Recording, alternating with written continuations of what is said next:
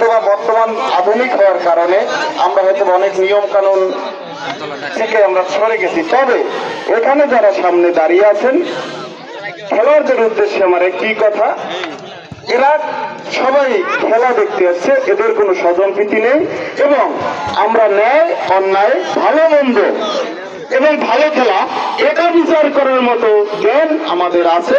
তাই দুই দলে যারা প্লেয়ার, যেহেতু এই মাঠে আমার বিশ্বাস স্বাগতিক বলতে কিছু নেই, এর স্থানীয় মাঠ বিধায় চিলতলা টিম যে সুবিধা পাবে অন্তত এখান থেকে সে ধরনের কোনো সুবিধা দেওয়া হবে না। তাই চিলতলা টিমের উদ্দেশ্যে আমার কথা হলো, যেহেতু বড়বাড়ির উদ্দেশ্যে তাদের প্রতি একটু ছাড় দেওয়ার মন মানসিকতা থাকতে হবে এবং যারা বড়বাড়ি থেকে আসছে ছোট ভাইরা তাদের কাছে আমার অনুরোধ, ওরা আয়োজন করছে, ওরা এখানে দীর্ঘদিন যাবৎ খেলে, ওদের প্রতিও আন্তরিকতা নিয়ে খেলতে হবে।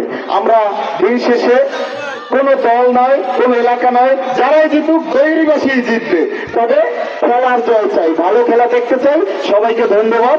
আমরা বর্তমান মাদক থেকে বিরত থাকার জন্য আমাদের ভাই, আমাদের এরকম আমি মারুফ কাকার কাছে আমার অনুরোধ, নাসিম ভাই সহ এবং সবুজ বাংলার সভাপতি বিশিষ্ট ক্রীড়া ব্যক্তিত্ব আমার আলামিন ভাইয়ের কাছে আমার অনুরোধ, এরকম বারবার যেন প্রতি মাসে অন্তত একটা আসর আমরা দেখতে চাই। তাহলে আমাদের ছোট ভাইরা, আপনারা আজকেই প্রমাণ হয়ে যাবে 90 মিনিটে সবকিছু ভুলে সবার নজর মাঠের দিকেই থাকবে, এটা আমার বিশ্বাস। সবাইকে ধন্যবাদ। আমরা আশা করি ভালো খেলা দেখতে পাবো।